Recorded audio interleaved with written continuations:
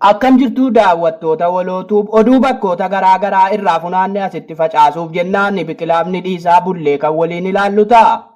Ustaaz Munashid Mu'aaz Muhammad dubartoota harka foochuu diduun isaanii lapheen isaanii sodaa rabbiitiin guutamuu agarsiisa jedhame.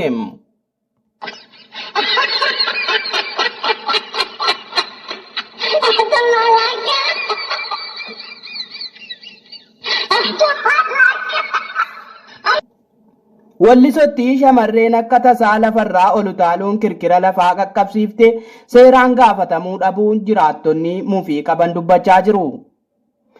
Shamarreen Moonet Gammachuu jedhamtu shamarree Meerat Kadirfaana lafarraa ol utaaluun meeratiin awaa keessatti gatuun gara dachii kanaatti dursitee yeroo gad deebitutti dachiin kirkirtee bakka lamatti dhoo'uun jiraattota magaalattii balaa hamaaf saaxilu jiraattonni dubbatu. An kanan jedhu Moonet kiko. Kan jedhu hawaasa kanarraa aarii wayii qabdaa yaadoo ko maaf hawaasa kanan dhiifnee erishee miidhan dabbara ishii Moonet lammata waan akkanaatti hin deebiin ishii oli nu taadin gonkumaa.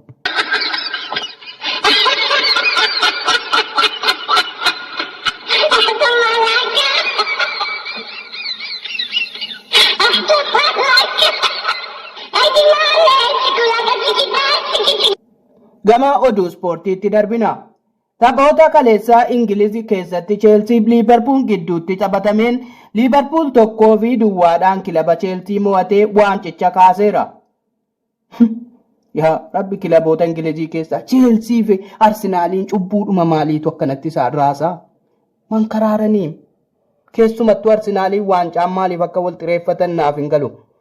Eresinuma hundaafuu galeera amma. Oduun keenya kanumaa hanga oduu biraatiin walitti deebinutti asuma taana eegaa.